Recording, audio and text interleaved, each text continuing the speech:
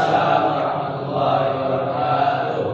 Selamat pagi anak-anak. Pagi, Pak. Baik, sebelum kita memulai pembelajaran Al-Quran hadis kita pada pagi hari ini, mari kita bersama berdoa. Semoga pembelajaran kita hari ini berjalan lancar, memberikan manfaat dan memperoleh pengetahuan baru. Ala dunia wa kulinatin sholihah. Al-Fatihah. Amin. Selanjutnya Bapak akan absen untuk kehadirannya. Zainal Abidin, Hadir, Pak. Hafiz Mustafa. Hadir, Pak. Baik anak-anak, pada pagi hari ini kita akan belajar Al-Quran hadis dengan materi pola hidup sederhana dan menyantuni kaum duafa. Kenapa ini menjadi penting? Karena pola hidup sederhana ini memang salah satu anjuran dan ajaran yang diajarkan oleh Nabi kita, Nabi Muhammad SAW, dan juga banyak ayat yang menerangkan tentang pentingnya pola hidup sederhana dan menyantuni kaum duafa. Bagaimana cara melaksanakannya? Nanti kita akan pelajari lebih lanjut di materi kita pada pagi hari ini. Kenapa pola hidup sederhana ini penting? Karena kalau kita melihat sekarang ini banyak sekali orang-orang kaya itu yang hidupnya bermegah-megahan, hidupnya penuh dengan budaya hedonisme dan lain sebagainya. Berbanding terbalik dengan saudara-saudara kita yang lain yang masih berada dalam garis kemiskinan. Dalam hal ini Islam memberikan solusi bagaimana bisa meratakan dan memanusiakan semua manusia tanpa melihat status kaya atau miskinnya melalui pola hidup sederhana dan menyantuni kaum duafa.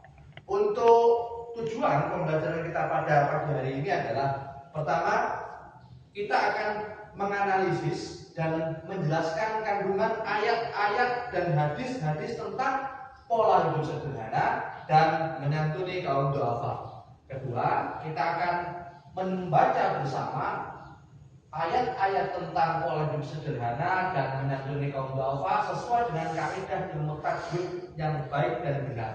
Ketiga, finalnya adalah kita harus dan wajib bisa menjadikan pola hidup sederhana dan menyantuni kaum duafa ini bisa kita laksanakan dan menjadi sikap dan sifat kita dalam kehidupan sehari-hari. Baik, mari kita mulai pembelajaran kita pada pagi hari ini. Baik, kita akan masuk ke ayat pertama, yaitu menjelaskan tentang sifat kesederhanaan. Al-Quran surah Al-Furqan surah ke-25 ayat ke-67. Di sini bunyinya A'udzubillahi minasyaitonirrajim. Walladzina idza anfaqu lam yusrifu wa lam yaqturu wa kana baina dzalika qawam. Di sini sebelum kita beralih ke terjemahnya, kita perlu mendalami arti kosakata penting dalam ayat itu. Pertama, ada anfaqu. Apa artinya?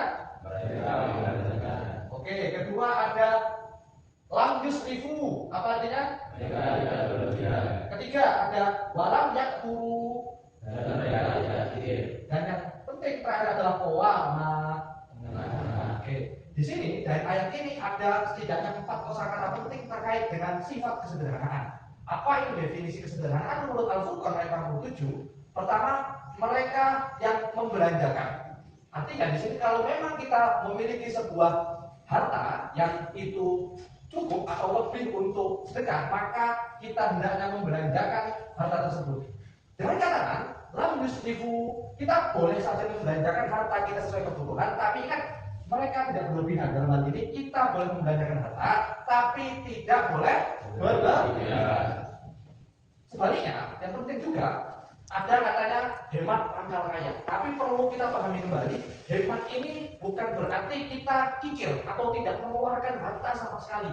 Di sini kita tetap mengeluarkan tapi tidak berlebihan. Karena juga disebutkan dalam ayat ini, barang yaktu, tidak boleh kikir.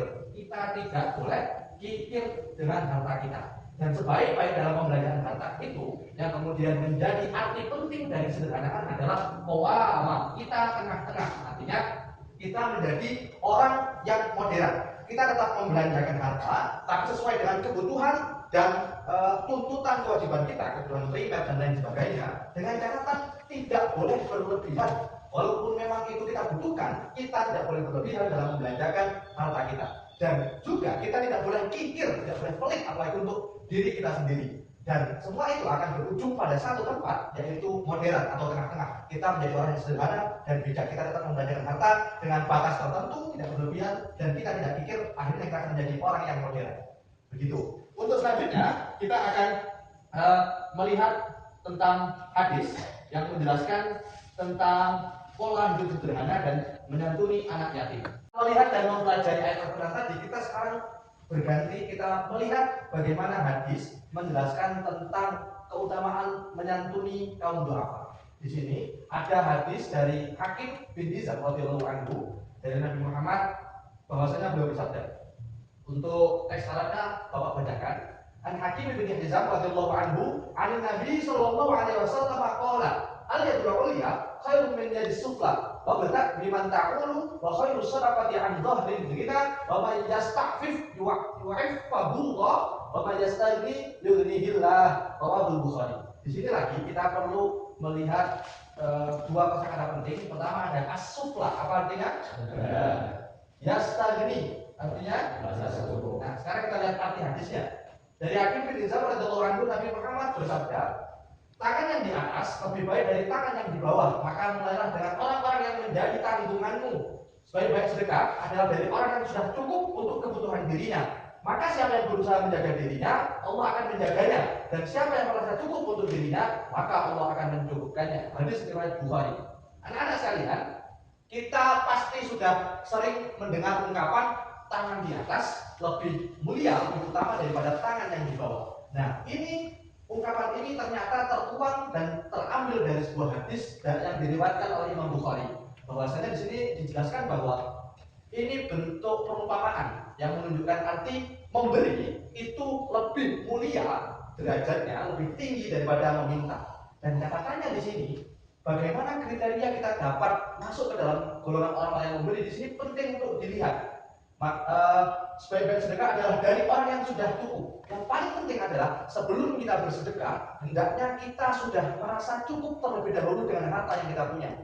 Akan menjadi tidak bijak ketika kita malah mengutamakan sedekah, sedangkan kita besok tidak tahu mau makan apa. Itu menjadi masalah dan problem. Karena di sini perintah yang disampaikan oleh Rasul, kita bersedekah ketika sudah merasa cukup untuk dirinya sendiri. Artinya sebelum kita memberikan santunan kepada orang yang du'afa, orang-orang lemah, kita terlebih dahulu harus melihat diri kita sudah cukup atau belum.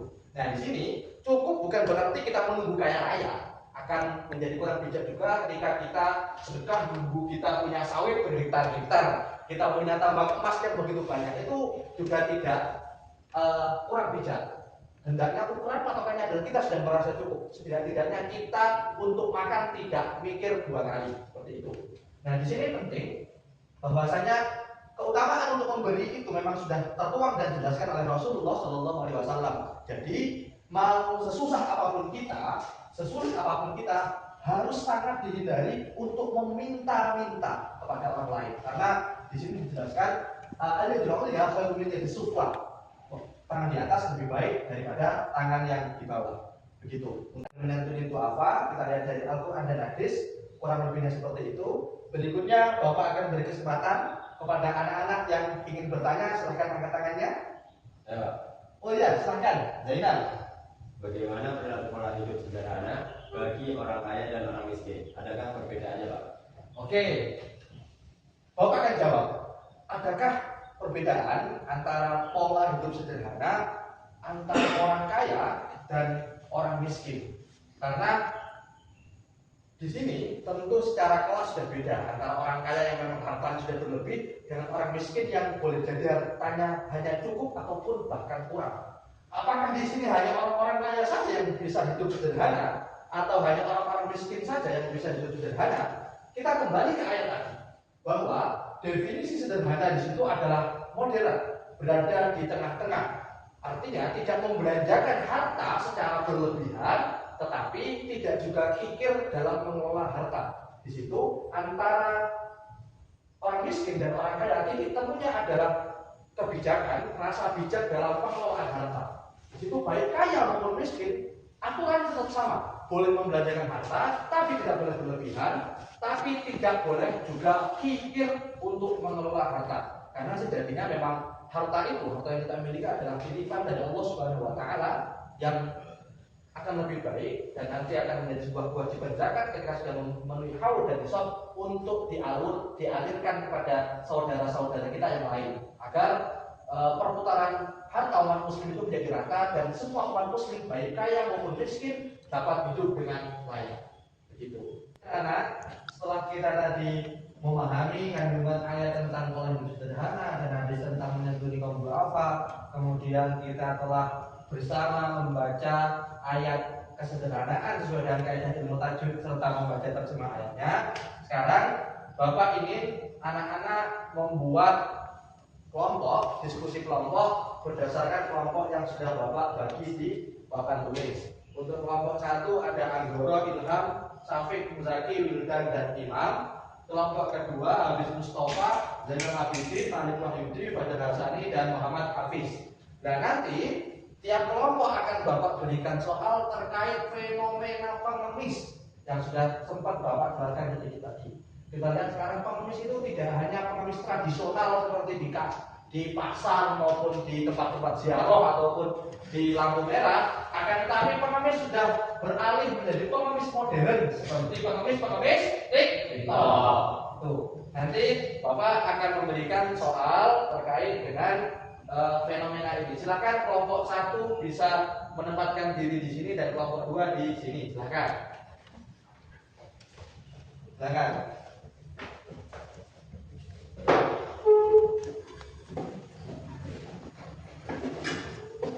Baik.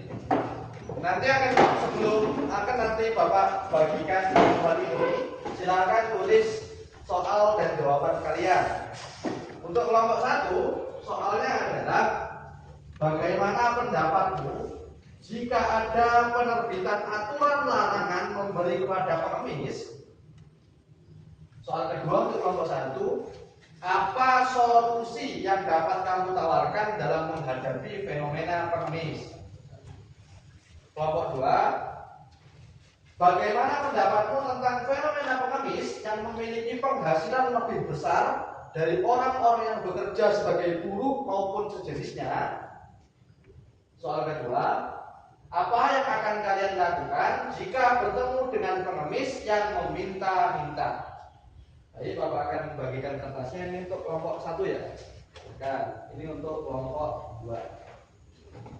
Bapak beri waktu 15 menit untuk anak-anak berdiskusi menjawab tentang pertanyaan yang ada dalam lembar jawaban tersebut. Silakan.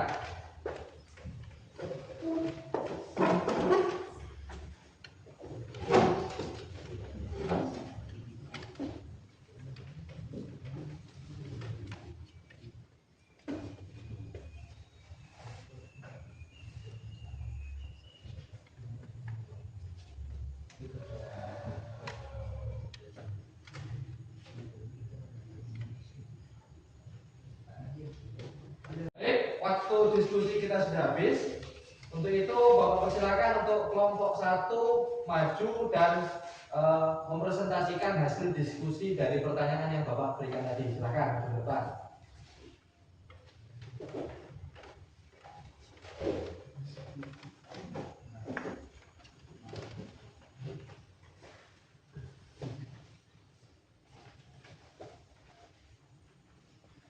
Silakan dibacakan hasil diskusinya.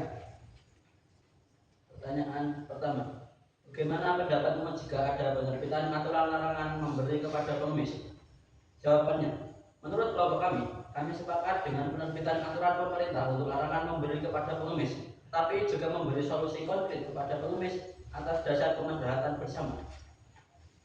Pertanyaan kedua, apa solusi yang dapat kamu tawarkan dalam menghadapi fenomena pengemis ini? Yang pertama, pemerintah mengoptimalkan pendidikan agar semua orang dapat bekerja dengan layak. Kedua, pemerintah mengadakan razia rutin penerbitan pengemis. Yang ketiga, pemerintah memberi pembinaan dan kepelatihan skill dan keterampilan agar pengemis bisa bekerja lebih layak. Baik, berikan tepuk tangan untuk Bapak. Silakan kembali ke tempatnya. Selanjutnya kelompok 2, silahkan maju untuk mempresentasikan hasil diskusinya.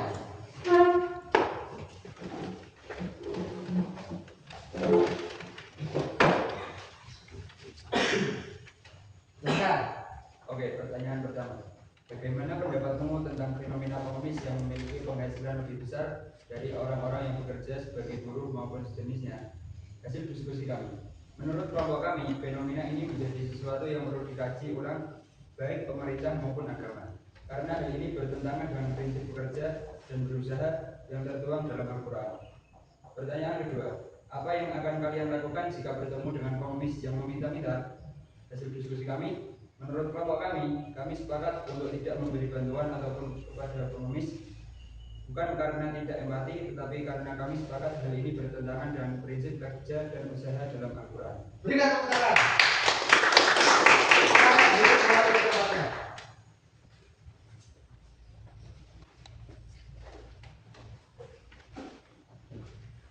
Jawaban yang sangat luar biasa dari kelompok 1 dan kelompok 2 atas hasil diskusi dari pertanyaan yang Bapak berikan tadi, bahwasanya alhamdulillah teman-teman sudah mulai paham apa yang dimaksud dengan kesederhanaan, apa yang dimaksud dengan memberikan dan memberikan santunan kepada anak yatim. Karena yang seperti sudah Bapak jelaskan tadi, memang fenomena pengemis ini cukup meresahkan. Kalau tidak ada penertiban yang ada, pengemis akan menjamur dan alhamdulillah akan menjadi motivasi bagi orang-orang yang malas. Oh, aku malas, aku nggak sekolah tinggi, ya udah, aku ngemis aja. Toh juga hasilnya banyak. Atau yang lebih buruk lagi, yaitu tadi akan menimbulkan rasa malas untuk bekerja dan berusaha secara sungguh-sungguh. Sebagaimana dijelaskan disebutkan oleh kelompok kedua tadi, memang prinsip kerja sungguh-sungguh dan usaha maksimal dan tertuang dalam Al-Quran dengan sangat jelas. Dan tentu apa yang dilakukan pengemis ini sangat-sangat bertentangan dengan prinsip itu yang sudah menjadi pokok dasar ajaran umat muslim. Dan tadi selanjutnya ada tentang penertiban aturan pemerintah. Kelompok 1 tadi sepakat untuk penertiban itu, tapi tetap mau bagaimanapun pengemis itu adalah manusia. Pengemis adalah saudara kita, sudah sepatutnya dan menjadi kewajiban kita dan pemerintah untuk tetap memanusiakan manusia. Kita tetap menegakkan ketertiban dan aturan, tapi kita tetap menjamin kemaslahatan bersama untuk memanusiakan semua manusia dengan sebaik-baiknya. Dan tadi tetap diadakan razia, tapi kemudian tidak hanya dirazia, dipotong, kemudian mereka tidak bisa apa-apa, tapi diberikan pembinaan dan pelatihan agar mereka bisa mengembangkan skill mereka, agar nantinya mereka bisa bekerja dan berusaha dengan maksimal dan bisa menjalankan apa yang tertuang dalam Al-Quran. Baik, mungkin itu saja materi yang dapat kita pelajari pada pagi hari ini. Semoga ini menjadi sebuah pertemuan dan pembelajaran yang memberikan kemanfaatan dan kemaslahatan bagi kita bersama, dan semoga kita dapat dan harus bisa menerapkan dan memahami pola hidup sederhana dan menyantuni kaum duafa. Sebelum kita akhiri pembelajaran kita pada pagi hari ini, Bapak akan memberikan tugas soal esai yang sudah Bapak tuliskan di tampilan proyektor. Ada 5 soal, silakan anak-anak menulis soal ini, dikerjakan dengan baik, dipahami dengan baik, nanti minggu depan dikumpulkan. Anak-anak, semoga pembelajaran kita pada pagi hari ini mengenai pola hidup sederhana dan menyantuni kaum duafa dapat kita pahami dengan baik, dapat memberikan pengetahuan baru agar nantinya dapat kita laksanakan sebagai karakter dan sifat kita yang akan kita laksanakan dan tercermin dalam kehidupan sehari-hari. Semoga pertemuan dan penjelasan materi pada hari ini dapat dipahami dengan baik, memberikan manfaat, memberikan keberkahan, dan berguna bagi diri kita, umat, bangsa, maupun agama. Mari kita tutup pembelajaran kita pada pagi hari ini dengan membaca doa kafaratul majlis.